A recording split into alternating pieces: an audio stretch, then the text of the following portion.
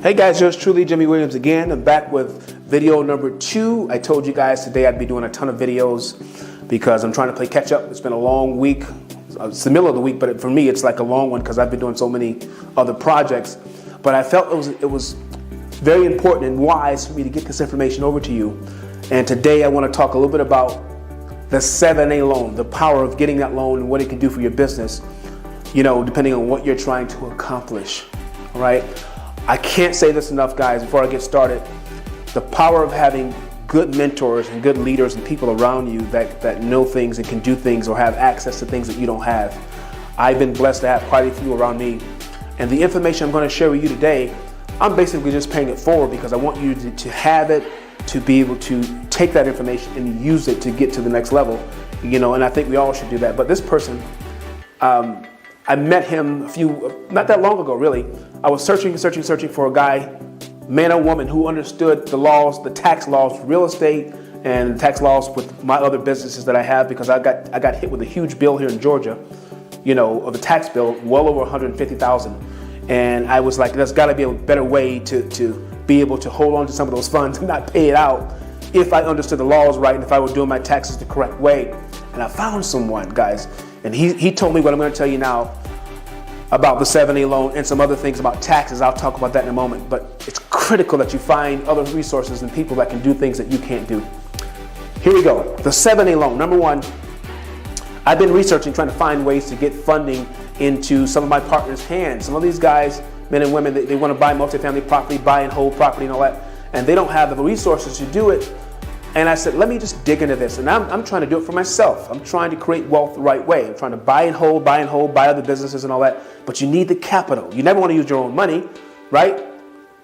So after doing some due diligence, I talked to this gentleman. He said to me, Jimmy, number one, and you can read this and look this stuff up yourself. Number one, with the 7A loan, you have to find an agent that works with the SBA. Okay, you have to find an agent that works with the SBA to do the 7A loan, and that agent is going to recommend that you go through a bank, because that's basically what they do. They actually get you pre-qualified with a bank like Chase Bank, Wells Fargo, one of those banks. Those banks will fund you with the 7A loan, and the SBA will back that bank. So the bank's here, the SBA's here. You go to the bank funds you, the SBA funds them, or they back the loan through that bank. So you just can't go to the SBA and get the 7A loan. So some of you guys are doing it wrong. You have to go through, you know, an agent, and they will tell you the protocol, the steps to do that, and you have to fill out the application, pre-qualify and all that through them. They'll tell you the do's and don'ts. Number one. Number two, there's a lot of ways to get the funding, but there's a lot of ways there's a lot of things that don't qualify for this kind of funding. Let me just focus on what's the easiest way to get the money, okay? The easiest way to get the 7A money, and it's up to $5 million, sometimes more than that, depending on what you're doing. But it's if you want to buy into a proven system. They don't like to do too many.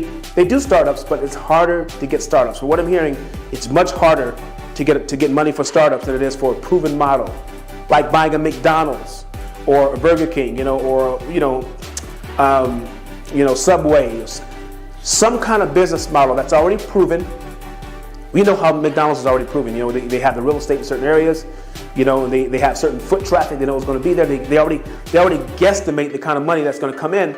So it's much easier to say, hey, listen, I want to buy a McDonald's. And you can do that. You have to be dedicated to it. You have to go to Hamburger University and all these things they tell you to do. And you have to put up 10%. Last time I checked, McDonald's is worth, well, not worth, but basically to buy one, it's between $1 and $2 million, sometimes $1.5 to $2 million. It all depends on what kind of deal you get with that particular franchise in that location. But that's around about the number. So you're going to have to come up with about, you know, $150,000 to $200,000 to close the deal. But there's a procedure to go through to do that. So McDonald's is very popular. There's a lot of other franchises. You can go and look up and see what you want to get into. There's financial franchises. There's all kind of hair product franchises you can get into. But it has to be a proven model where the SBA says, okay, that's gonna make money. We could back that loan. Or there are certain kind of service businesses, like being a dentist, okay, or a psychologist or a doctor. Those are easy to get funded as well. They're very easy to get funded, even if it's a startup, because they understand demographics and they understand that professional with the right marketing and all of that, they're going to bring in a certain amount of foot traffic depending on where it is. All right. The ones that have a tough time getting funded are, you've been in business 1 or 2 years and you can't even, you're not even a product yet. You're just a product. You're not a brand yet. You're selling something online. You're selling it, from home, out of your garage, or you may have a storefront, and you haven't made 1,000 sales yet in 2 or 3 years. You might have made 200. They need to see a track record of you being able to make a certain amount of money over time consistently. Almost like when you go to Shark Tank. Those guys on Shark Tank, they look at all the people that come up there, and the first thing they'll ask them is, how long have you been in business? Okay, 5 years. Okay. How many products have you sold? Well, not that many. Okay, well, you're not a company yet. You just have a product. You have to literally be a company that has made some profit, and been able to sustain that over time. So if you're not at that level, 9 times out of 10, you're going to get denied. All right. So focus on, I'm going to say this again, focus on proven models if you're going to get the 7A loan. All right. There's a whole different set of rules for real estate investors. I'm going to recommend that you guys focus on the 504 loan. That's another loan from SBA for people that have properties, multifamily properties, and that property is owner occupied. Those are the ones that you can get bigger amounts of money for. But 7A loan, you want to focus on just that one thing I just said, proven business models, okay?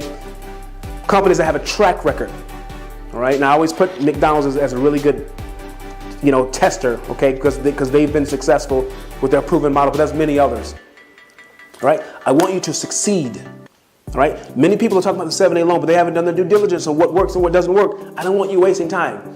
In closing, let's talk about taxes for a moment. My tax guy, this guy that was one of my mentors, this guy is awesome.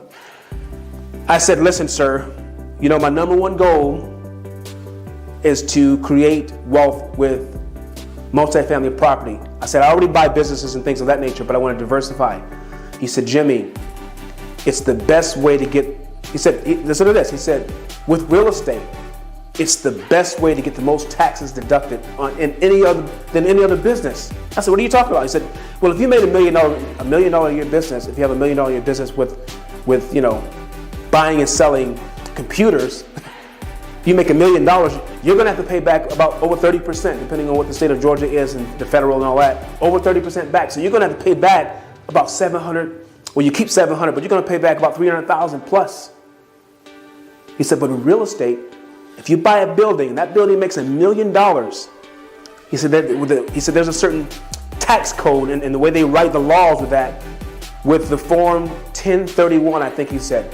He said there's a way to structure it where instead of you paying $300,000 or $400,000 back on $1 million, that $1 million you made that year, you'll only pay about $20,000 to $30,000.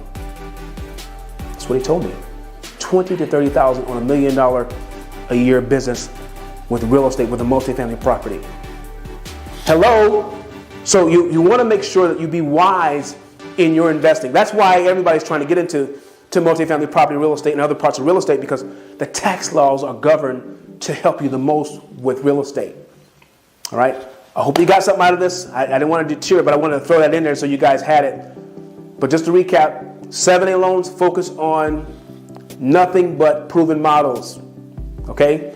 Franchises, franchise. If you have a franchise idea, create that thing, put it together, get your business plan, or just buy another franchise. My wife and I are now looking into buying franchises because we think it's the way to go. All right? And with your taxes, real estate is the way to go to get the most discounts for taxes. All right? On to video number 3. I'll see you at the top. Bye-bye, and thanks for watching. See ya.